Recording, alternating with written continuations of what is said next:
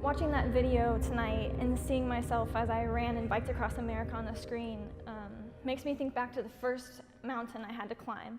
Now, it wasn't actually a physical mountain that you would think of. It was actually just starting my run across America. I was a fresh college graduate, and ever since I was a little girl in 5th grade, I had had an unbearable burden to make a difference in the pro-life movement. And all those years I spent knowing I was pro-life and telling everyone around me how much it mattered to be pro-life, and yet I was doing nothing. And my sophomore year of college came, and I felt like such a hypocrite. How could I continue to tell people about the importance of life and yet not do anything? But Satan loves to use fear, and he used it in my life. And I asked the questions, like many of you will ask. But my question was, God, I'm studying math. What on earth could I do for the pro-life movement? I'm not a nurse, I'm not a doctor, I'm not a counselor, and I am definitely not a public speaker. I was terrified. I always loved to run, and I was training for a half marathon, which was the furthest distance I'd run at that point. And as I trained, I would use that time to pray. And I asked God, give me a way to live this out or take it. I cannot live with this burden anymore. If you have some way for me to live it out, give it to me. If not, I'm going into math teaching, and I don't want to think about the pro-life movement again. God answered my prayer. At the end of that run, I was sprinting into the finish, and I prayed it again, and I said, God, give me a way to live this out. And he laid it on my heart, run across America for the pro-life movement. Now, like I said, the first mountain I had to climb was getting the project off the ground. Being a fresh college graduate, I was completely broke. I always wondered if I'd make my school bills on time, let alone support a team of 4 running across America, and even get us to either coast. I didn't even have enough money to get ourselves plane tickets to get to San Francisco, which is where we hope to start. So what we decided was, why not start right where we are? So I was from Kansas, so I decided I was just going to start running from my parents' house as far as I could.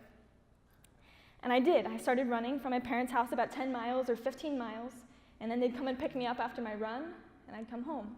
The next day I'd get up and do it again, and I'd run again and again and again until the commute became so long that it was impractical to keep coming back to my parents' house. So I decided I was going to throw a big party and tell everybody that I was going to run across America, and I bet you can imagine the questions they asked. What are you going to eat? I don't know. Where are you going to stay? I don't know. What are you going to drive? Guys, I really don't know. I didn't know any of the answers to these difficult questions, but I knew God had called us to go, and I knew I was going to run across America. So we threw this big party. We didn't have enough money for a facility to rent, so we threw it in my old high school in a band room and invited everybody we knew. We had cookies and espresso, and I gave a speech kind of like today. And I was so excited to leave. And at the end of that day, that first mountain was climbed because God brought in $2,000 in a conversion van. I ended up running all the way from Kansas to Los Angeles, 1,700 miles. I didn't miss a single step. And I jumped in the Pacific Ocean.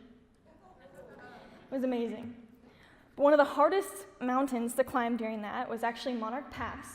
Now, the Rockies was terrifying to me. As you can imagine, I'm a Kansas girl, so elevation was scary. I'm sure it's scary to anyone. But I remember as I approached Monarch Pass, it was a 20-mile ascent up to an elevation of 11,312 feet. I was terrified. I'd run 20 miles, I'd run marathons, but all uphill.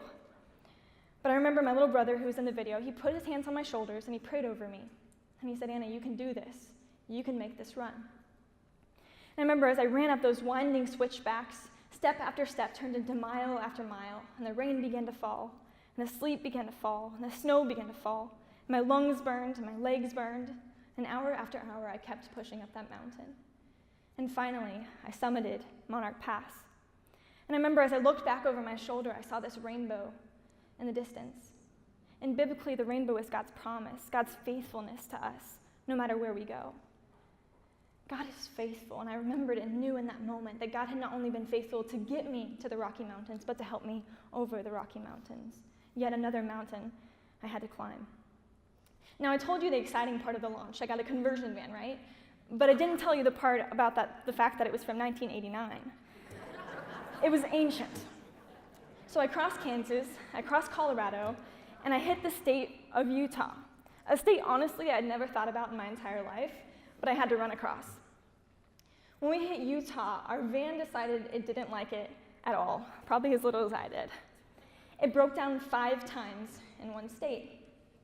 It was awful. This team of 3 to 4 people who are completely funded by the grace of people along the way, literally people would give us money as I ran, churches would donate whenever. We had no money to support a 1989 van who people didn't even have parts for anymore. But I knew we had to keep going. Another mountain we had to climb was getting it repaired, was making it through across America, even with something as ancient as that. But we came up to this mechanic, and I remember I was driving our van, and it started making this thudding sound, and I'm not mechanically inclined. I thought we had a flat tire, and it turned out to be the axles and the bearings had broken, and I don't know much else. But we brought it to the mechanic, and he ended up being a Christian. And for about 4 hours, he worked on our van, and we told him about our run across America. I was nervous, of course, because a lot of people are really angry about the pro-life movement, but I talked anyways, and my team told him all the stories about God's grace and how we'd made it to the state of Utah. At the end of that day, and at the end of all of his work, he told us that the bill was going to be about $1,100. $1,100 was the majority of our budget that we had at that point, so how were we going to keep on going, even feeding ourselves, let alone an emergency plan to get home if we really did run out of money? But when he handed us that bill, it was a bill of $0.00. And the reason for that is because a pregnancy center had come alongside his daughter when she had gotten pregnant out of wedlock. And it had touched him and their family so much, and now he has a grandchild he's so grateful for. And I want to tell you, pregnancy centers, thank you. Pregnancy centers do amazing work. That man was so touched that his company could have made $1,100 that day and made nothing to keep us going. All across America, God did that again and again every time we faced a mountain, whether financial, physical, mental, emotional, or spiritual. All of those mountains were conquered because people came alongside of us in our weakness and enabled us to fulfill the greater picture of the run I'm speaking across America. I ended up finishing jumping in the ocean, driving back, I didn't run back, to Kansas to begin my second half. Now, my knees were so injured by this point, I was hitting upwards of 28 miles towards the end of the run. I couldn't keep running. So I switched to biking, which was, I won't go into it, but another mountain to cross because that was very difficult. But God provided again and again. My bike was a bike from a garage sale that my mom had gotten for $30. The biking community, I must tell you, is a little more snobby than the running community, I found out. So I started out without a helmet, with a camelback and tennis shoes and an old junky men's bike. And they told me to go home. I remember this one man in particular at a bicycle shop. I was trying to buy some bicycling shorts finally, and he literally said, "Go home." He said, "Go home, fundraise, and come back." And I looked at him and I said, "I've already biked all the way across Missouri. Do you think I'm going to go home now?" And the answer was absolutely no. I'd run 1,700 miles. I'd biked several hundred. There was no way I was going home. And I'm so glad I didn't quit, and that people continued to come alongside my team and I, even when I had to switch to biking. Someone actually ended up donating for the course of the rest of the run a bike that was a $2,000 bike. It was so light, I literally could lift it with one finger. God provides.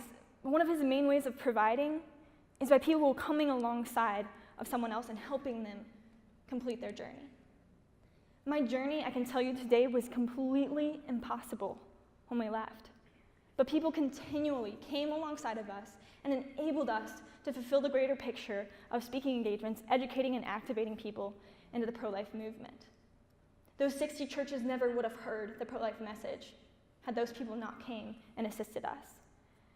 And I want to tell you tonight that this pregnancy center needs you to come alongside of them and help them fulfill the bigger picture. And I love the symbolism of the puzzle piece, but it's so true. Just the same as my run across America, their work is the bigger picture. And you can make it possible. You can help them climb their mountains today. And without you, where will they be? Without you, how will they conquer their mountains? And I want to tell you today, you will be the ones who are the friends unlooked for in the mountains who can help them save children and help women and men today. Thank you so much.